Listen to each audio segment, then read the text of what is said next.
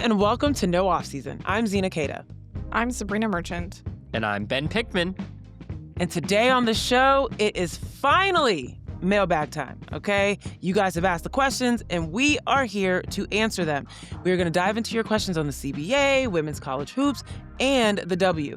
We'll break it down. We're going to share some of our opinions and make sure that you get the insights that you've been waiting for. So, Ben and Sabreena, y'all ready?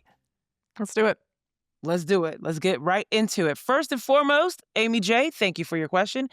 She emailed us to say, enjoy the pod, and I'm trying to make sense of what will happen in the CBA negotiations. I understand that those in rookie contracts are not part of the free agency world. That said, would a new agreement that boosted salaries apply to those in rookie contracts? I follow two athletes that just finished their second year. Hope to God that they could make more money. Amy, I feel the same way. Sabreena, what's the answer to that one? Yeah, so we don't actually know how rookie contracts are going to be adjusted in the new CBA, but we can kind of look at the previous CBA in 2020 to get a better sense of how things were adjusted then. In 2020, we saw maximum salaries double, we saw minimum salaries go up significantly, and what happened was any salary that was below the league minimum, whether that was a veteran contract, whether that was a second-round rookie contract, was bumped up to the league minimum under the new CBA. So that meant that you had some players like Afisa Collier and Enrique Gumbawale, who were all-stars in 2019 as rookies, but didn't see their salary change because it was still a little bit higher than the league minimum. But then you had players like, Marina Mabrey, who was a second-rounder, who had her salary bumped up about $10,000 because it was below the league minimum since she was a second-rounder. So admittedly, that would be a much bigger bump in this current salary framework that we are seeing proposals of. If the league minimum is around $200,000, that would be an increase of more than $100,000 for most players on a rookie contract. So that's what I would expect to see, is everybody at least at the league minimum, because you wouldn't want to penalize people for coming in before the prior CBA. But I don't think we'd see like a percentage increase. Like if the rookie salaries were like at the 30th percentile, they would still be at the 30th percentile. In the new salary framework, I think they would just get to the minimum and then we'd stop there.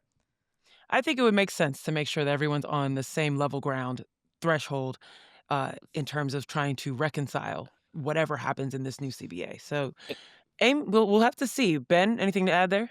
The other interesting thing to watch for in this new agreement as it relates to rookie contracts is just the length of the agreements, right? As we've reported on, the players union is trying to shorten the length of a rookie scale contract, right? Currently, it's 3 years plus a team option for your first round pick, for instance. They want to make it 2 years plus one. And so there's going to be an interesting balancing act dynamic to figure out there as well in terms of just the length of contracts for rookies who have already been drafted versus those who will be drafted in this upcoming WNBA draft. And Ben, you wrote about this and you laid it out really nicely of like why they want to shorten those contracts, because by the time that they finish out those rookie scale contracts and then potentially get cored and extend their they're not going to look at supermax money until they're later in their 20s. And that's getting not necessarily past their prime, but you're not able to capitalize on the amount of supermax dollars as much as you would like. So makes a lot of sense. We'll have all of this is going to have to be laid out in the new CBA, but great question, Amy, and we'll see what happens. Okay, let's continue to talk about things that are going to be impacted by the CBA, and that is WNBA free agents. Ben, I'm going to throw this one to you because Andrea S. asked you directly. Ben, in your free agent piece, you discussed the best free agents available. I'm more curious on which free agents do you think are most likely to move?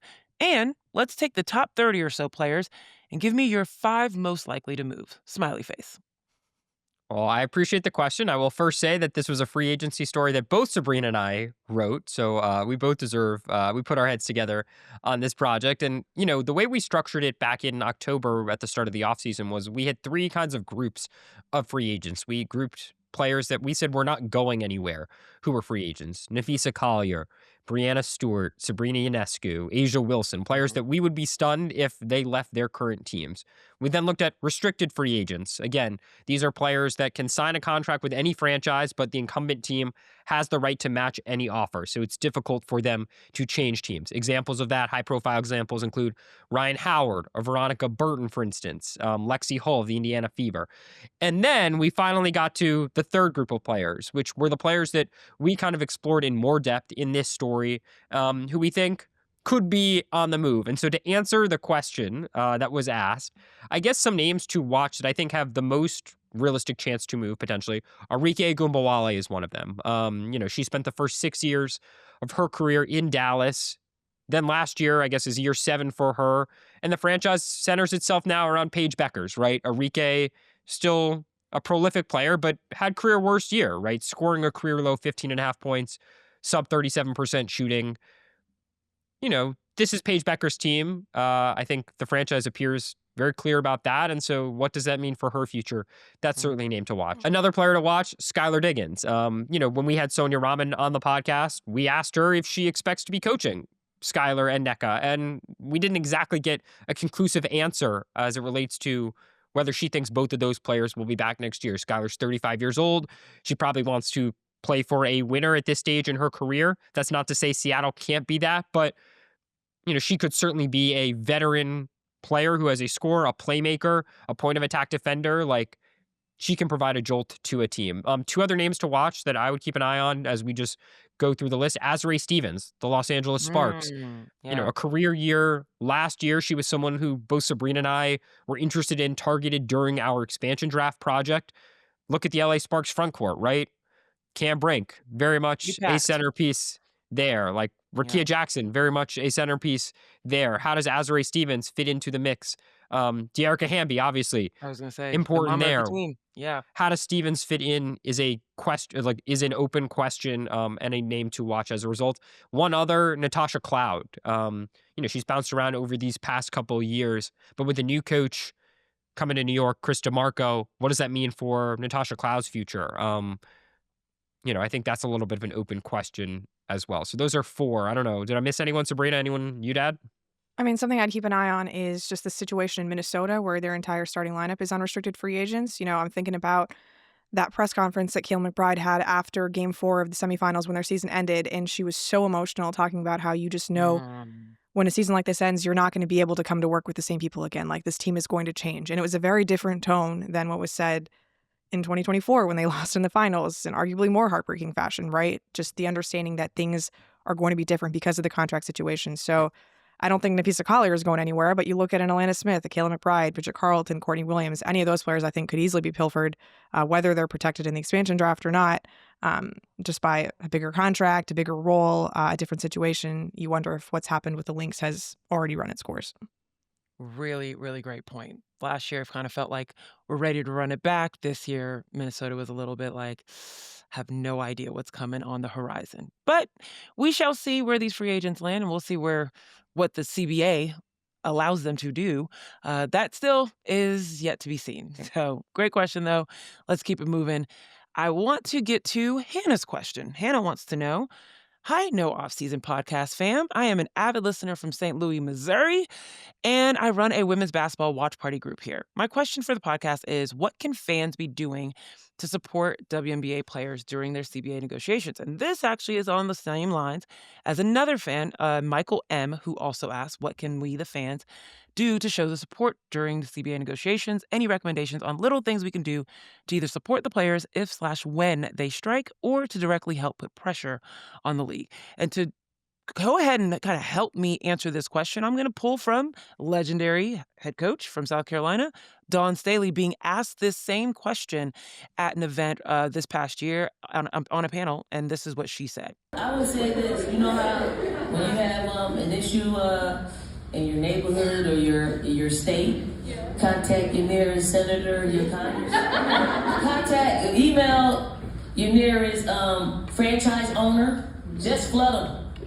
And then they'll tell them to forward to Kathy. Read it and then forward to Kathy.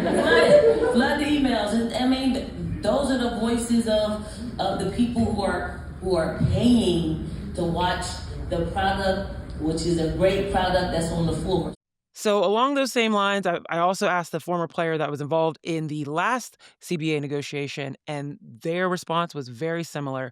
Put pressure on the public officials. In this case, it would be the owners, being able to publicly share your support of the players.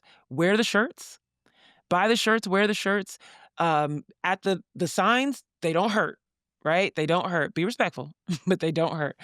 Just as much as you can, putting pressure on the owners and those that have to be the ones to guide Kathy, because Kathy Engelbert does report into these owners and make those decisions. And Kathy's the main name that we know is at the negotiating table. So definitely just do what Dawn said and help get the word out to those that are in charge. All right, let's keep it moving to the next question and get our attention to the action on the court. Rich F. Sabreena has a Washington Mystics question. The Mystics have 2 rookie all-stars, a young and quickly improving center in Shakira Austin and Georgia Amore, and 3 more first-round picks, reinforcing them for next season. Are they on the OKC Thunder trajectory? For those of you that are not NBA avid fans, OKC has been building through the draft. They have just used a treasure trove of draft picks and acquired through trades, and basically created the future of their program through development, as opposed to getting first-round picks and then building around them through big free agency pickups or trades. So the question is, how soon can we expect the Mystics to be a contender? They're doing it the slower way. Sabreena, what are your thoughts? Well, I love this question because Michael Winger, the president of Monumental Basketball, which oversees the Washington Mystics, spent 7 years in the front office at the Oklahoma City Thunder. So he is very well familiar with how they operate and how to conduct a rebuild. He's the one that basically started the rebuild in Washington because it was a team that was sort of holding on, trying to continue to be a veteran team and look for one last chance of playoff luck before Winger got there. And now they have not. They traded away a lot of their best assets to get younger players, to get draft picks. They didn't go the full OKC Thunder route because, they weren't able to get anything out of Natasha Cloud, who left in free agency, weren't able to get anything out of Elena Deladon, who ended up retiring. Chrissy Tolliver also retires. So a few people who, whereas OKC extracted every last bit of draft capital out of their players, Washington was not able to quite do the same. Yeah. But I think the general tenor of building through the draft, accumulating as many draft picks as possible, realizing that we have to bottom out before we come back up. That is all very much in the OKC mold. And thus far, not having a number 1 overall pick to show for it is, again, something that the OKC Thunder had to deal with, where the highest they drafted during this stretch is number 2 when they got Chet Holmgren. So it's an interesting build-up. They have, like they mentioned, Sony, Kiki Irifen, Georgia Amore, Shakira Austin, even Jade Melbourne, and a few other young assets on the team. I think they're still searching for that number 1 mega star that brings it all together, and that's where the extra draft picks come in handy. They can potentially find that player in the draft or just sign a player in free agency because everyone is available, during this offseason to potentially come to the Mystics. But I'd say we're probably still a year or 2 away from the Mystics really contending. The fact that they still have 3 first-round picks in this draft, you don't play 3 first-round picks and expect to compete in the playoffs. That's just not something that happens right away. So I think, they don't have a ton of draft assets beyond this year. They have a swap with Chicago in 2027, but that's not an extra pick. That's just a better pick. So I think this year I wouldn't expect them to be in, contention, especially because 15 teams, only 8 make the playoffs. It's going to be even harder to make the playoffs this year. But maybe 2 years down the line is where you can start to see the Mystics contend for the playoffs, contend for home court. But again, I still think they're that one big piece away. Ben, do you think that there's any chance they'll use those first-round picks to get an asset? Or once people sign to teams, they might utilize those picks in a trade to get a big star that could be someone that could put them in contention? Yeah, I definitely think it's possible. We've seen them wanting to be flexible and wanting to be agile in how they maneuver around the draft. They dealt Ariel Atkins for additional draft capital, right? And that set them up for exactly what they did last offseason. One of the things that caught my attention, though, with this question, why I liked it so much, is it got me thinking about other players who were drafted a little bit late, who might have been traded and kind of bloomed into stars, a la Shai Gilgeous-Alexander of the Oklahoma City Thunder. And I thought one of the interesting, and this is not an A to A comparison, but one player that came to mind was Kalia Copper and her journey, right? She's never been the best player in the league, the way that Shai Gilgeous-Alexander of the Thunder is. But I thought comparing their trajectories is kind of fun because she began her career with Washington, ironically enough, fitting for this question. And they traded her to acquire a veteran in Elena Deladon, right? Much like Shai Gilgeous-Alexander was shipped out of LA so that team could get Paul George and eventually sign Kawhi Leonard. But the and it Mystics took won a her title with Elena Deladon. right. And that is the big difference, right? That is the big difference in the comparison point. But it, again, like took Copper some time to develop, and eventually she becomes a star in her own right. I just think, I don't know, it's not exactly a perfect comparison. I was just trying to think of other veterans who like also bloomed late, or not veterans, Yeah. but other stars in the W who bloomed late, a la SGA. Maybe someone like Fee, but she made an all-star team her first year, though she's now the best player, years later. Like players who didn't go number one. Sure. Because so often in the W, as Sabreena mentioned, like it is the number one pick who is the centerpiece of everything. We have far less examples of the kind of, sub 5 pick Mm. blossoming into that number one best player in the league, for instance.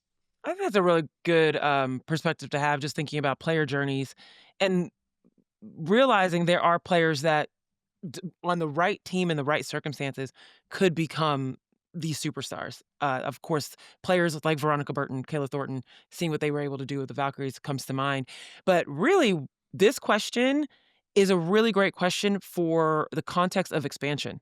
Because as there are more roster spots to fill, technically across, not per team, but across the league, there has been this conversation about the dissolving or the dissipation of just like talent, right? And so there's going to be more teams that are going to they're going to find themselves in a quote unquote rebuild, whether they mean to or intend to or not, and needing to build through the draft and being patient with trying to become a team that's in contention.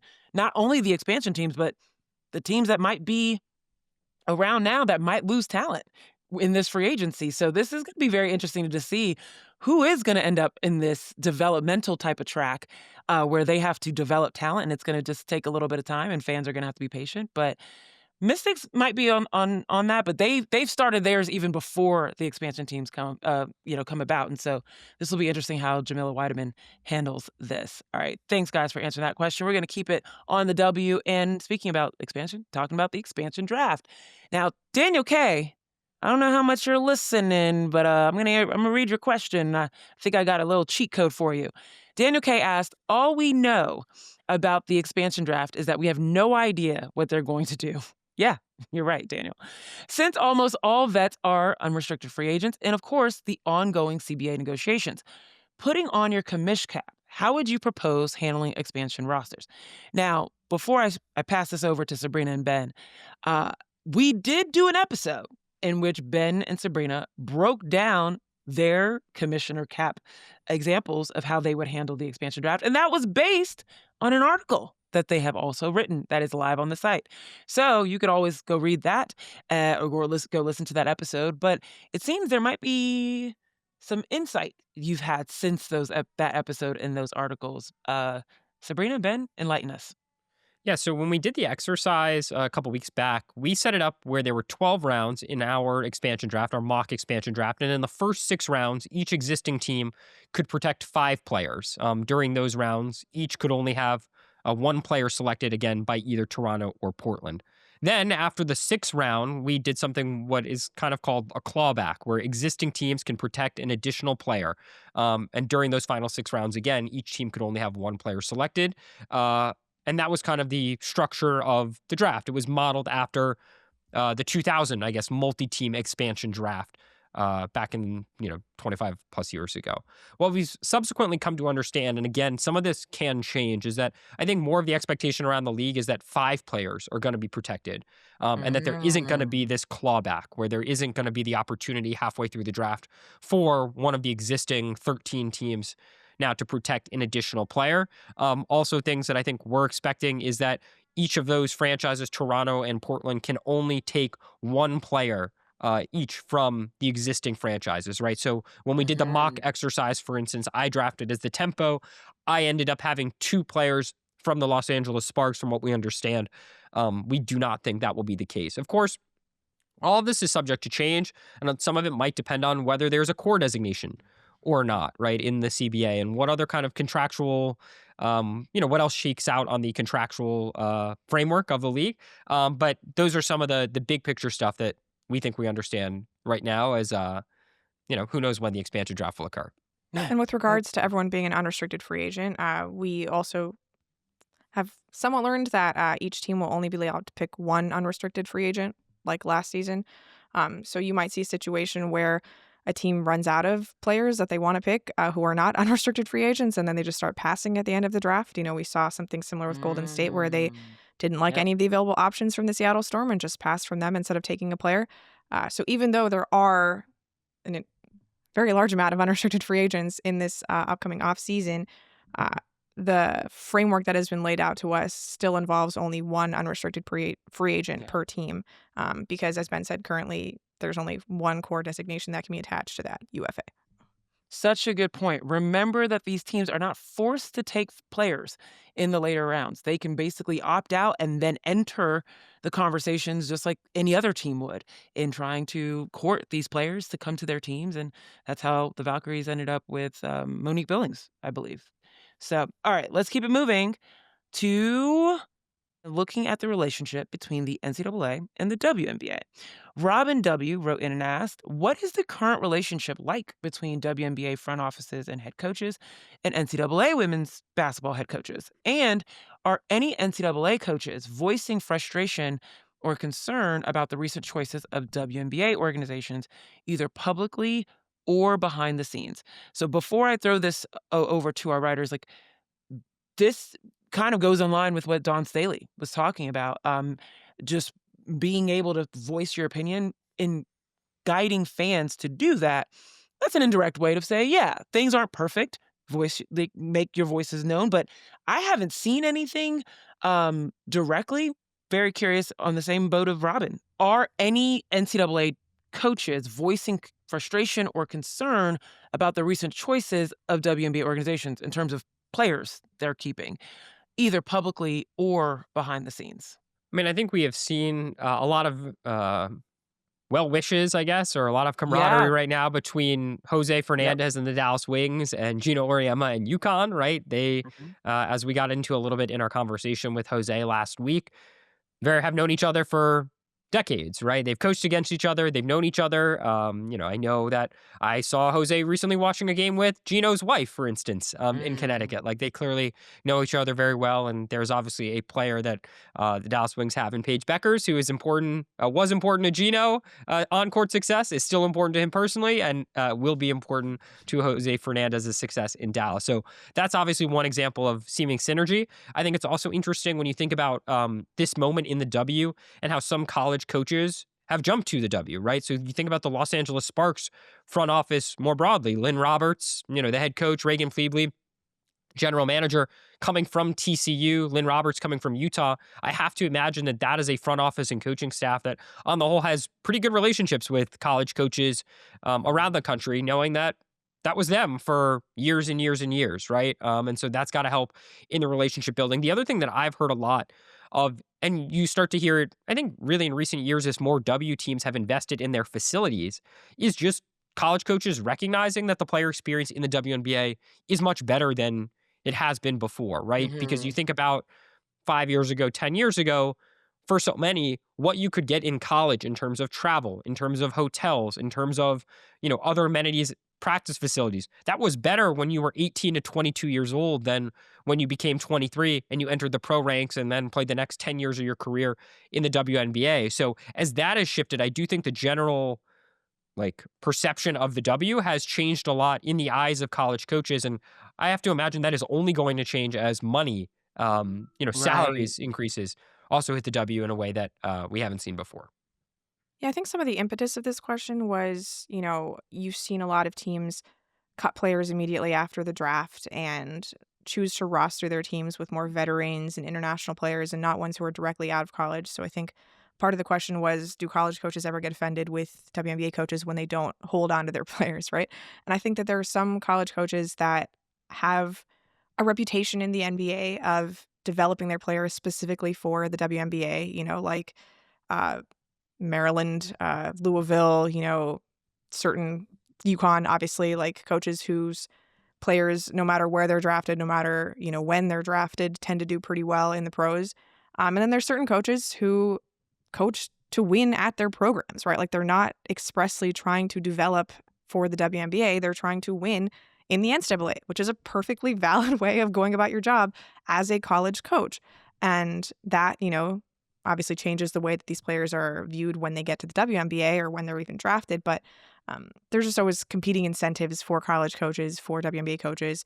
But I think, like Ben said, that there's, an obvious fraternity between all of them. You see a lot of going back and forth, not just college going to the W. I think about like Katie Smith recently going back from Minnesota, Ohio State, or Nikki Blue going from the Phoenix Mercury and the Los Angeles Sparks now at USC. So there's always a back and forth. These coaches have relationships dating back years and years and years. Anytime you see two people in the women's basketball world, like there's a chance that there's literally 1 degree of separation between the two of them. So everybody knows everybody. It's a very small community relatively. And I think, just like any other professional networking relationship, there are some coaches that have better relationships with others, some franchises that choose to continue to draw from the same college pools. And that, frankly, isn't going to change all that much because everybody has their own preferences. All right. After the break, we're going to turn our attention to questions regarding college basketball. Don't go anywhere, guys.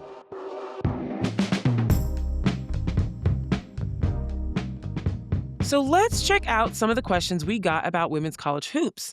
We're going to start things off with a little fun one. Lisa emailed in to ask, I am curious to know how Sabreena evaluates the bottom of the top 25. This is a Sabreena scale question. I love it. I get the focus is on the best teams, but as a Gophers fan, Minnesota, and I love that she has them in the top 25, but when I look at the rest of the list, I'm not sure. Ooh, Sabreena, give us the insight. How do you get past the top 15 in your top 25? Yeah, I think this is the part of the poll where there's a lot of, disagreement between the voters. There's a lot of disagreement between me and Ben, honestly, and we spend a lot more time talking about this than I do with any of the other voters in the AP poll. To me, I like teams that have power conference wins. I think that always stands out. I like teams that show that they're good at one particular thing. I generally prefer teams that are like excellent at one thing and so at others to teams that are just solid all throughout. And, at this stage of the season, like not suffering any losses, even though teams scheduled differently, that is always something that rings true because once you get to conference play, everyone's going to lose and that'll, shake up things quite a bit. But if you can get through this part of the season unscathed, that definitely registers in terms of who I want to rank, especially in that bottom 20 to 25 range. What about you, Ben?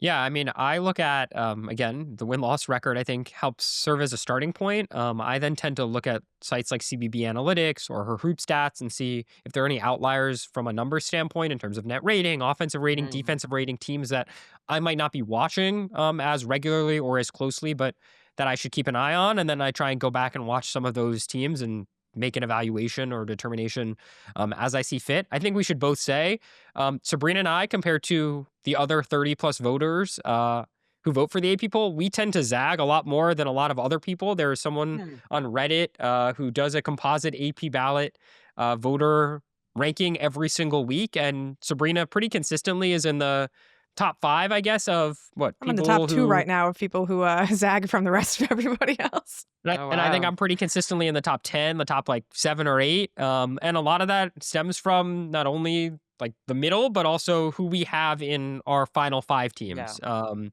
Like we've had some choices early that a lot of others haven't. Sabreena was the first person to put Alabama, for instance, in her top 25. I think I was one of the first to put Georgia, for instance, and was I higher didn't have on Ole Miss Miss for a ranked while. for like the first 3 Right. weeks of the season. Yeah.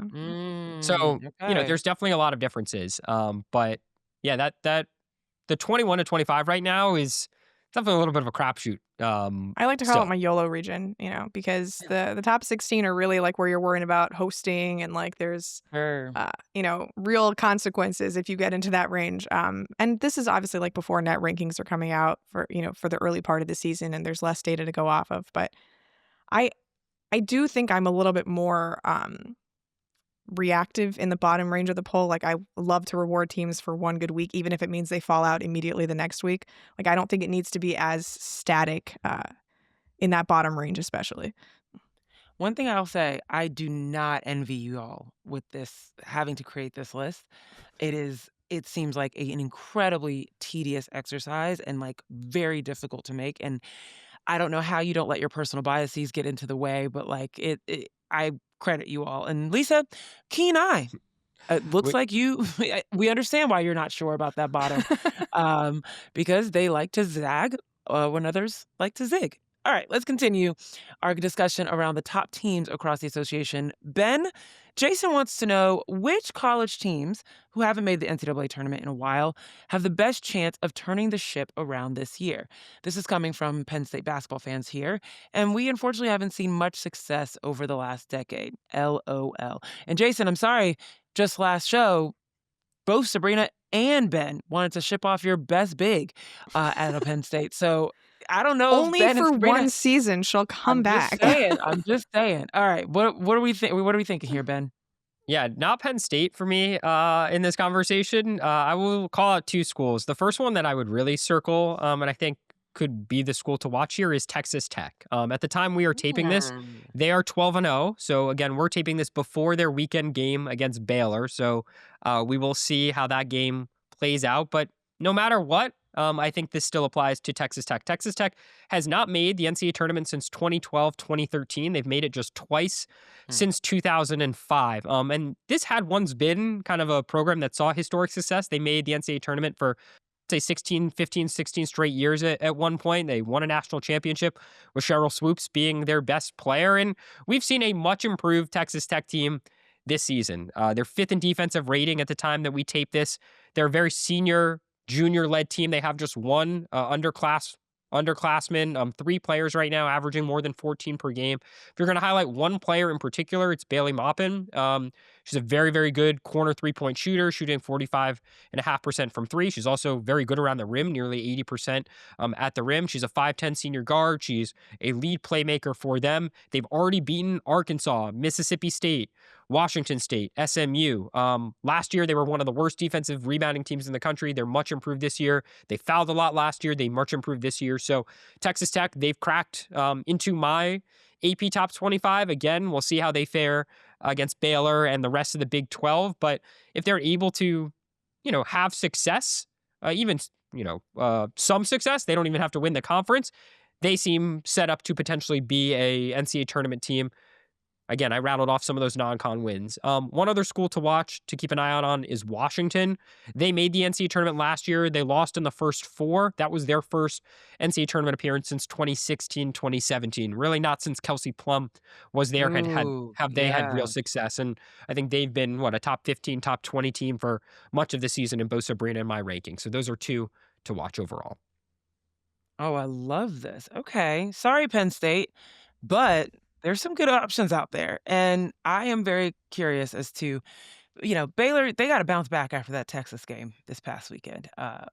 It was a little rough to watch, but they'll do it again. We'll see what happens again. I love I love the in-state. It's not a rivalry, but any sort of in-state competitions. Like, as a girl from North Carolina, there's always that essence and air of it's a little bit more competitive when you're going up against a school that's quote unquote down the street. All right, here's a question about one team, but it's relevant to a bunch of others as well. Amy G wrote in with a 3-part question. I'm a season ticket holder to the Minnesota Gophers. Minnesota, shout out to you guys showing up. I should have worn my Minnesota shirt, my Gopher shirt. Our coaches consistently choose lesser teams for the exhibition season before Big Ten play begins. The games are blowouts, and thus 3 questions. 1, what do the underdog teams get out of it? 2, what does this offer the Gophers besides a false confidence before we have to face the likes of USC and UCLA? And 3, is this a common practice among nationally ranked teams? So I'll answer from the perspective of having been one of those underdog teams. What do they get out of it? Money. Yeah. Money. That's what we call them, the buy games. B-U-I, not B-Y-E. Yeah. There's always been this conception of, like, when you say buy games, is it B-Y-E, like buy games, or is it a buy game like a B-U-Y? And honestly, it's both. It's a buy game as in like we're skipping over this week, we're just getting a game in. It's not that important in our schedule, so it's a buy game for not the underdog team, the top dog team, in that way. But it's also a buy game in that they are buying that game onto their calendar so that they can get what is supposed to be a scheduled win and get those reps and get the opportunity to play against a team that they know they can outmatch. And ultimately, it gives them the opportunity to build confidence. So the top dogs, and we've seen even Kim Mulkey reference this and be asked about this year about, LSU has historically not had great non-conference schedules. They typically play these smaller schools. They run them out the gym, blow up the scores. You can't really assess how good LSU is until SEC play starts. And this year, Kim Mulkey said that she did that because she wasn't sure what her team was going to look like. She had 8 new players and just wanted to ensure that they had time to build chemistry. She had no idea that they would gel so quickly, but this schedule would have given her the time to do that. That's what a lot of schools do. They have these games in the non-conference because they know their conference play is so hard to build chemistry, to get those reps, to evaluate who is coming off the bench that can help the starting 5, what connectivity type of lineups can we put out there to produce, and you basically have this like free space to do it before it actually matters. And when Sabreena just referenced, the net rankings start to play a factor, and you start competing for spots within that tournament placement, right? So that's a lot of the times what people say is the reason. And as a person that was an underdog, what do we get out of it? The opportunity to play at some really big schools. Like, this was really cool to be able to play in arenas that you dream of. Right? You imagine getting recruited to. You imagine getting the opportunity to play in front of some of these audiences and these crowds.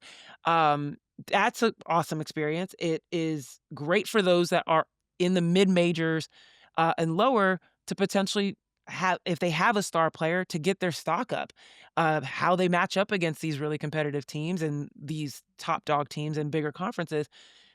These type of things help you, now that there's a transfer portal, get picked up by bigger schools if you want to transfer later on. So definitely the exposure is a huge factor of it. But is this a common practice amongst nationally ranked teams? I'll answer this anecdotally from what I've seen, and Sabreena and Ben, I'd love to get you guys' opinion. I feel like as in recent years, especially with TV rights and more people being bought into wanting to see women's college basketball pick up sooner in the season, it feels, again, anecdotally, like there are more teams that are top dogs planning to play against other top dogs earlier in the season. And I'm looking at UConn. They've pretty much, when I was playing at Yale, we were the only school in Connecticut that UConn did not play in the state of Connecticut. Sure. And that is for a little bit more tea that I will not drop on this pod between Gino Auriemma and some coaches. But the point is that they played all the schools, the Sacred Hearts, the smaller schools even, and that was fine because they knew that they were going to get some of the bigger competition as well throughout the season. But now it feels like UConn is like ramping up in the non-conference. South Carolina is ramping up in the non-conference. And why? ESPN is calling. These big networks are calling and want these big matchups. Now, again, that's just what I've seen from my perspective. But Sabreena, Ben, how do nationally ranked teams approach this as of now, and have you seen a shift? I think the majority of schools like to have big, high-profile games during their non-conference so that they can learn something about their team that you can't really learn in non-competitive games.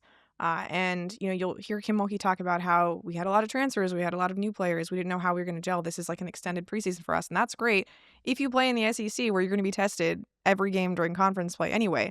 If you're like UConn and you play in the Big East, you kind of need the tests to come in non-conference, right? If you play in a mid-major conference like a South Dakota State or Richmond, who schedule incredibly well in non-conference, they're trying to pick up those wins because when they play in the Atlantic 10 or, Fairfield and the Metro Atlantic whatever, sorry, I don't exactly know the acronym for that one, but their conferences aren't going to give them the same day-to-day competitiveness during that season as it will during non-conference. And if you're trying to make the NCAA tournament, either you're putting all your eggs in the we're going to win our conference tournament basket, or you collect a couple resume-boosting wins during the non-conference, and that helps your case with the committee going forward. And that also helps your case with the committee when you're a top-seeded team, right? Like, you look at South Carolina versus LSU, LSU's never going to get a number 1 seed over South Carolina because South Carolina's always building up their resume during the non-conference in a way that LSU doesn't.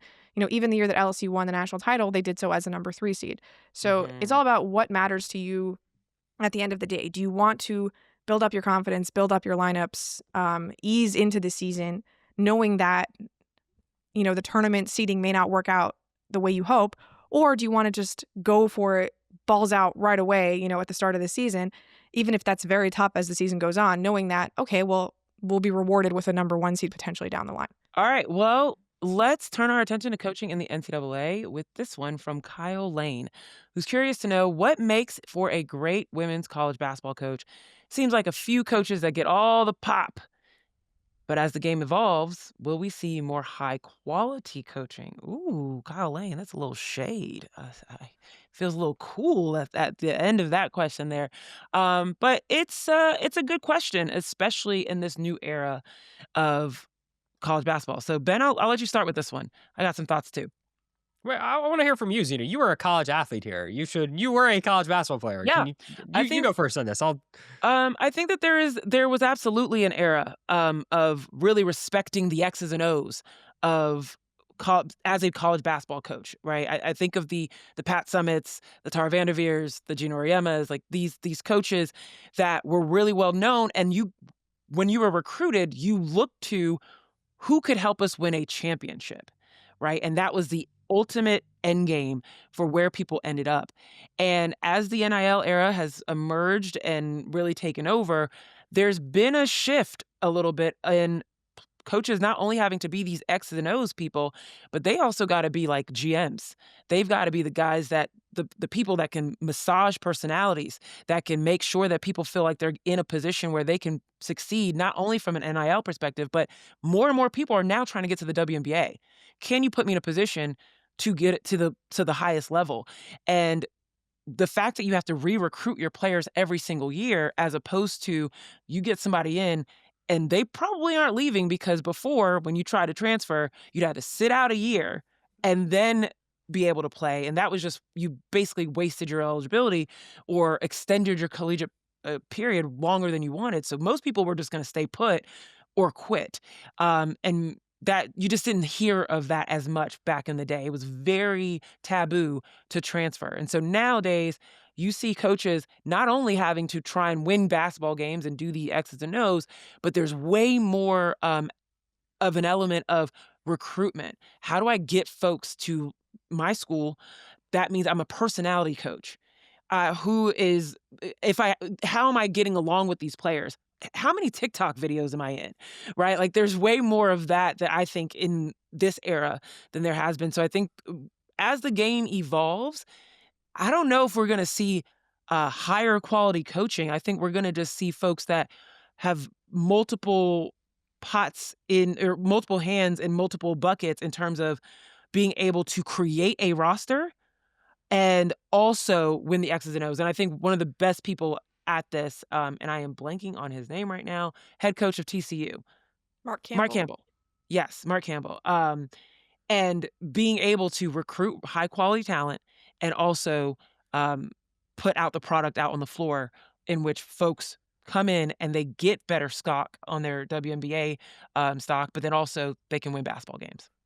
One of the elements, too, that I think is hard for us to assess in the public is, like, how good of a practice do you run?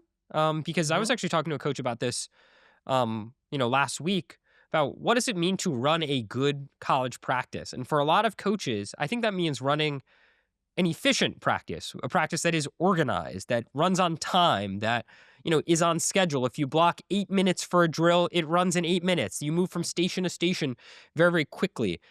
Like, does that actually constitute a good practice, or does kind of a messiness, like in the practice, that needs stops, that, allows coaches to step in and teach, that has accountability sprinkled in? Does that lead to, would that make up a good practice, even if players might be struggling or they might not be as locked in, and so it requires more kind of hands-on teaching? Like, I think that's a really interesting dynamic. I don't think I have a firm answer to it, but it's kind of related to this question, and it's a question off a question that I've definitely been thinking about over the last couple days, and it's hard for us to say. But I also think, again, like, what that speaks to is some of those behind the scenes moments, right? Do you want a coach who is kind of not afraid of the messiness, but willing to get their hands dirty, so to speak, and have those difficult conversations, to break plans if it means creating teachable moments, and as an effective communicator in those teachable moments.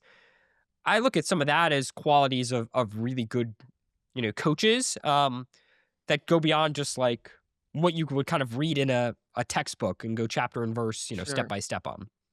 I I think also there's think definitely college gonna coaches need to be managers in a way that they weren't Yep. before because there's so many moving parts to a college program at this point. Like, you need to be a teacher, you need to be able to develop your players. You also need to be able to be working with your GM to make sure that everybody's getting their NIL money, and you're working the portal. You need to make sure that you're working with your academic directors, right? So that everybody is on track to actually go to class and graduate, right? And you also constantly need to be in touch with WNBA scouts, like, to make sure that your players are developing it the right way, that they're gonna be able to potentially play in professional leagues, right? So there's just all of these different uh, goals that exist for a college program, and you have to manage all of them simultaneously. And ideally, you're good at delegating and like putting a lot of those priorities in the hands of other people. But at the same time, you are the head of the program. You need to be the public face of the program, right? And I mean, part of it is just being like media savvy, right? Like, you need to know how to present yourself in a way that people gravitate to you and want to come to be a part of your program. So there's just so many hats that college coaches wear these days, in a way that, like, it's almost easier to be a professional coach than it is to be a college coach because your job is so much more simplified. Sabreena, I'm surprised you didn't start your answer by just saying win games. I feel like that is normally how you start the answers like this. Yeah, well, you guys had gotten through some of that stuff already. I think there's another thing that is going to start being really, to your point, Ben, about the practices, and to the point, Sabreena, similar to what I was saying, essentially, about the multiple buckets, is how professional and how close to the pros do you approach your program? Um, Between the conversations of, especially when you have players that are ready to get to the W, that's exactly, I mean, more players now are worried about making sure that they're in a program that doesn't hinder their growth from that perspective. And that means, are we spending time doing what most programs have done for years, which is, you know, practicing, but also like running folks to death, right? Or is there like a purpose and a guiding light to your approach? And also, how much can you have an imprint of your brand of basketball, right? We know what you are good for. We know what your program is good for. That is something that Gino Auriemma, of course, has done so well over the course of the time that he's been reigning, and that has included the NIL shift. You know his brand of basketball, and I think all these new coaches have that task as well. Is like, when you come to this program, you know what to expect, and that comes to the professional aspect of it as well. All right, let's close this out with referees. Referees. Always an important and interesting conversation. And Kelly wrote in to ask, how come people complain so much about the refs in the W, but I don't hear it in college? I see the same actual refs for the most part. So same people, but something is very wrong when they're refereeing the W? Help us understand that.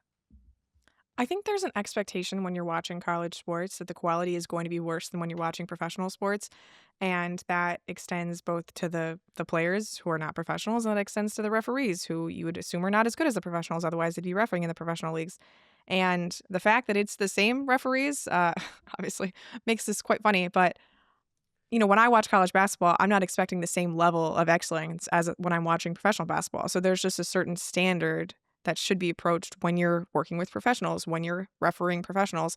And to have the same people at college and pros either says that you have extremely qualified people refereeing college games, which is why Right. we don't hear the same level of complaining, or you have people who maybe shouldn't be refereeing professional games doing that, which is, again, why you hear so much complaining at that level. That's a really good point. I mm, I don't know. I'm not gonna lie to you, Kelly. Now I'm gonna look closely. I'm not only gonna look closely at the referees, but I'm gonna look closely at social media and see, are people complaining? Because it's a completely fair point. I have not seen the same levels of complaints. I have not seen the same level of the use of the word physicality. Whoo, you want to talk about word of the year for the WNBA? I think Yeah. I think also it comes back to like how many high profile games that everyone is watching, right? Yeah, that's a good I point. think about Centralization of the games too allows for more of a yeah, conversation. Yeah. right. There's just a ton of games in college. There's a ton of inventory. And yes, that is true in the WNBA context as well. But I think going back to Sabrina's comment, like the expectation is the quality of play is going to be higher. The college game, each quality of game of just the player is worse. And so, I don't think like the errant missed call stands out potentially as much because like you're seeing a lot of missed layups or jump shots that Right, also right. go a wayward direction. And so games might not come down to like that one play or two plays. I do think like there are certainly examples of refs who make high profile calls in the college game who also ref W games and take a lot of Mm. slack for them. I think back to a couple years ago in the NCAA tournament, Iowa versus UConn, for instance. Remember that offensive foul, that moving screen that was called out on Leah Edwards at the end of the UConn, South Carolina, Yes. or UConn, UConn, Iowa. Iowa Iowa. Yeah. semifinal game. I believe that was a call made by Roy Gulbanian. He's also an official in the WNBA, right? Refs a lot of high-profile WNBA finals, playoff games. Been a long time W ref. That was a call that he made. I remember, we were pretty close to him, Sabreena, as he made that call. Like there are Gabby examples Marshall. of Yes. this, Understand. but yeah, I think the expectations are different generally too. It's also just, I think, a little bit easier to ref the college game because the Yeah. skill level is a little bit lower, the pace, the pace athleticism is a little bit less, right? So you can keep up with the game a little bit better in college as opposed to when you're in the W with the best athletes in the world and it just goes Mhm. faster and it's harder to see everything. So I think that might be why the college game is less challenging for the same referees to officiate, which is why we don't hear the same level of complaining. And let's be real, college women are not putting up the same weight in the weight room as WNBA women, and there's something about grown woman strength. So the physicality ain't the same, folks. It ain't the same. All right, let's keep it going. We're going to close this out. We have one more block to get through, and we're going to have a little fun with some of our favorite games of years past.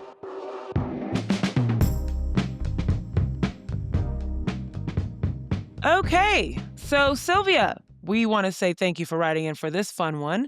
And she wrote, "Hi all, I am a relatively new, since 2023, WNBA fan, and have been super grateful for this show, helping me contextualize and go deeper during this past season. Thank you." You're welcome, Sylv. Don't worry. We appreciate you. I wanted to ask if the host could share some of their favorite W games of the past 10 seasons, those available to stream on League Pass. Okay, Sabreena, I'm going to go to you first, and we'll just bounce around.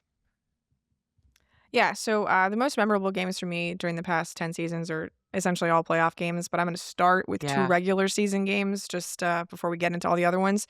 Okay. I think the game that Diana Taurasi hit 10,000 points is a really fun one in 2023 for the Phoenix Mercury. Just the celebratory nature of all of it and how it happened in a season that was pretty hard for the Mercury.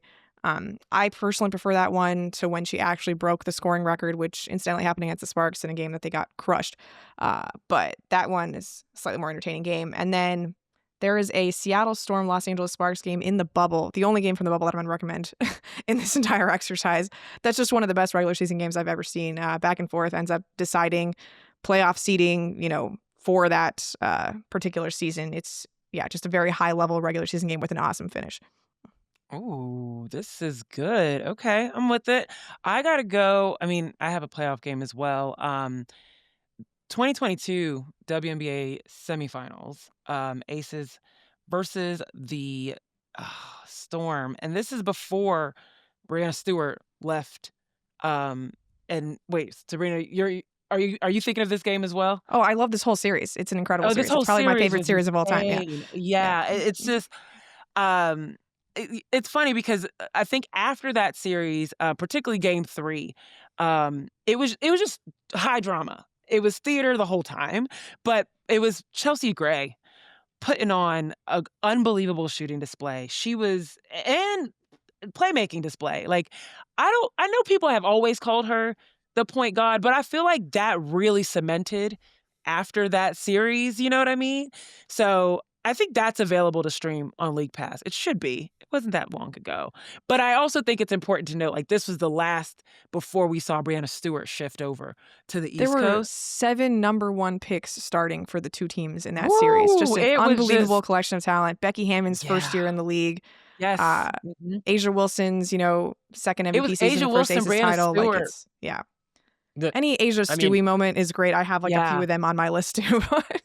And Jackie Young with the buzzer beater Mm-hmm. in Game 3. I mean, there And a was great just so Becky many. Hammond ATO, just so many good things. Yes. So this was what I really love about this is it was one, we saw the Asia Wilson, Breanna Stewart like battle beginning and really cementing itself as a true little like foe, just foils between each other. And then we see it now continue within the New York Liberty and the Aces, but that storyline really started there. And we saw also the story of the Aces, I think, really get cemented in that series. So that whole, if you just want to go watch that series, that will be a really good start. What about you, Ben?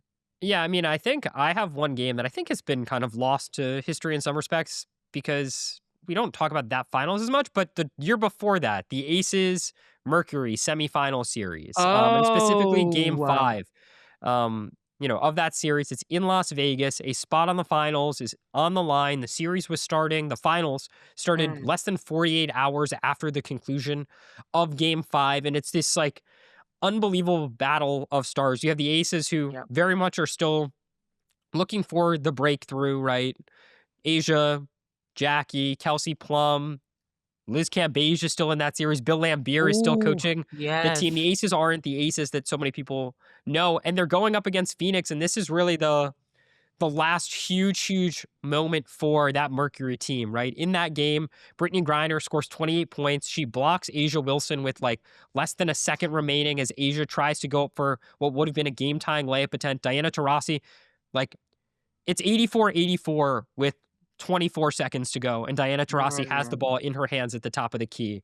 And in the end, she gets the ball stripped from her, and it's Shea Petty who scores the go-ahead points via a free throw. But like, you want to think about tense moments, an incredible fourth quarter. Other context is Diana's wife, Penny, is set to give birth like any minute, any hour. She gives birth, the next day, I want to say. And Wow. Taurasi like travels alone back to Phoenix for the finals with her wife having given birth. Like, there's just a lot in play, a lot at stake. It's a great game. A little passing, great game. Yeah. Would recommend the love that. rewatch on that one. Sabrina, I Yeah, assume and that made your list. It's on my list also because Diana, at the very end of it, tells Penny on the ESPN broadcast, "Hold it in, babe." Which Right. is just Oh my God. an incredible thing to tell your pregnant wife.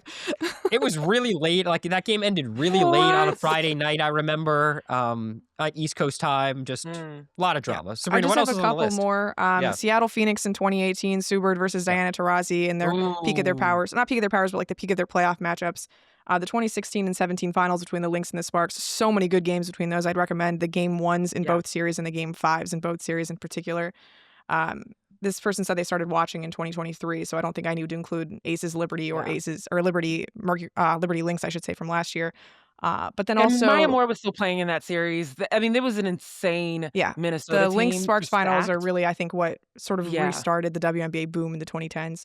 And then just one more from 2022, Connecticut Chicago in their Yeah. semifinal in Game 5. Just one of the more ridiculous endings you're going to see of a playoff game, and really almost the end of what could have been a really cool era for the Chicago Sky.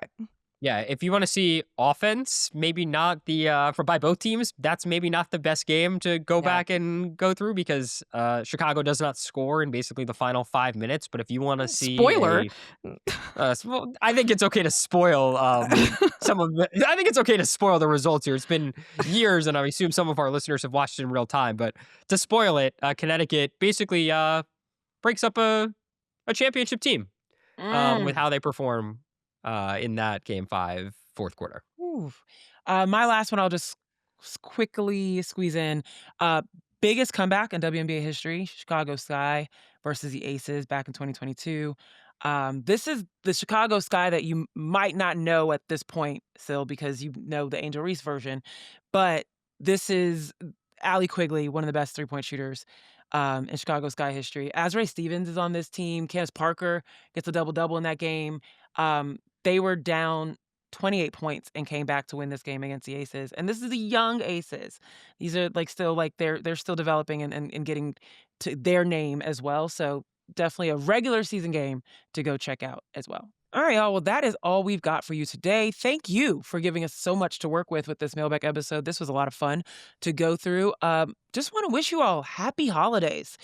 This is going to be our second to last show. We'll be back next Tuesday to wrap up the year with our final episode of 2025. Gonna have a lot of accolades to give out, a lot of recognition of the things that have happened over the year, so you do not want to miss it. And the best way to do that is to subscribe to our show. Wherever you're listening, whether it's Apple, Spotify, YouTube, subscribe, follow. Make sure you are ready and set to close out the year and to start up the year. We've got way more to cover on the other side. Unrivaled, more CBA. So make sure you are caught up with everything and reach out to us if you have more questions. NoOffseason@theathletic.com is our email. And of course, you can hit us up on socials as well. And last but not least, before we close out the year, we got to make sure Yahoo Sports Hub is a thing too. Go check that out, sports.yahoo.com/women's-sports. Okay, so on behalf of all you fans that wrote in, we appreciate you. For The Athletic, Sabreena Merchant, Ben Pickman, I'm Zena Cada, thanking you for listening, and we'll see you next time. Thanks for tuning in to No Offseason. To hear more, be sure to like and subscribe. We drop new episodes every Tuesday and Friday.